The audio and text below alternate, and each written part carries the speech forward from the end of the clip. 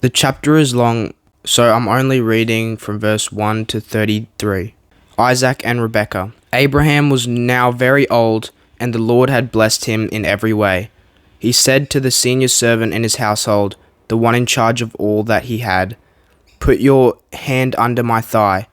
I want you to swear by the Lord, the God of heaven and the God of earth, that you will not get a wife for my son from the daughters of the Canaanites, among whom I am living, but will go to my country and my own relatives and get a wife for my son Isaac." The servant asked him, "What if the woman is unwilling to come back with me to this land? Shall I then take your son back to the country you came from?"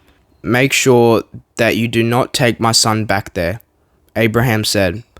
"The Lord, the God of heaven, who brought me out of my father's household and my native land, and who spoke to me and promised me an oath, saying, 'To your offspring I will give this land.'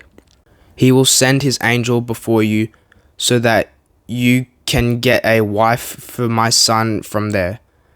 If the woman is unwilling to come back with you, then you will be released from this oath of mine. Only do not take my son back there." So the servant put his hand under the thigh of his master Abraham and swore an oath to him concerning this matter. Then the servant left, taking with him 10 of his master's camels loaded with all kinds of good things from his master. He set out for Abram Naharaim and made his way to the town of Nahor. He had the camels kneel down near the well outside the town. It was toward evening, the time the women go out to draw water. Then he prayed, "Lord, God of my master Abraham, make me successful today, and show kindness to my master Abraham. See, I am standing beside this spring, and the daughters of the townspeople are coming out to draw water.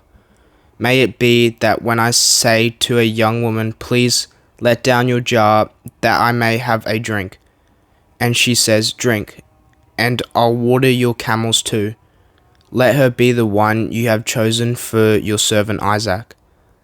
By this I will know that you have shown kindness to my master." Before he had finished praying, Rebekah came out with her jar on her shoulder. She was the daughter of Bethuel, son of Milcah, who was the wife of Abraham's brother Nahor. The woman was very beautiful, a virgin. No man had ever slept with her.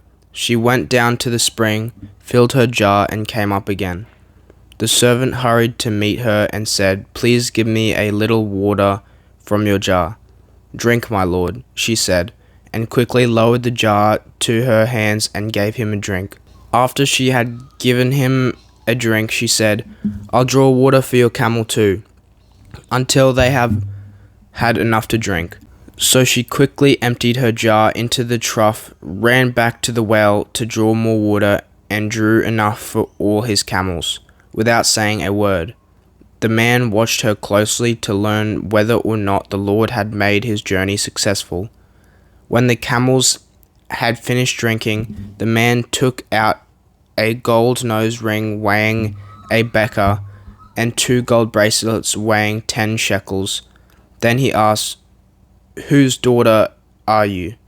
Please tell me, is there room in your father's house for us to spend the night?" She answered him, "I am the daughter of Bethuel, the son that Milcah bore to Nahor." And she added, "We have plenty of straw and fodder, as well as room for you to spend the night." Then the man bowed down and worshipped the Lord, saying, "Praise be to the Lord, the God of my master Abraham, who has not abandoned his kindness and faithfulness to my master. As for me, the Lord has led me on the journey to the house of my master's relatives."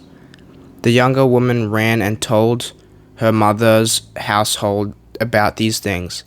Now Rebekah had a brother named Laban, and he hurried out to the man at the spring.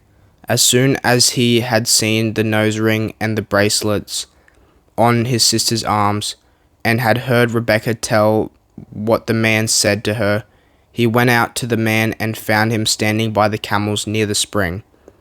"Come, you who are blessed by the Lord," he said. "Why are you standing out here? I have prepared the house and a place for the camels." So the man went to the house and the camels were unloaded. Straw and fodder were brought for the camels, and water for him and his men to wash their feet. Then food was set before him, but he said, "I will not eat until I have told you what I have to say."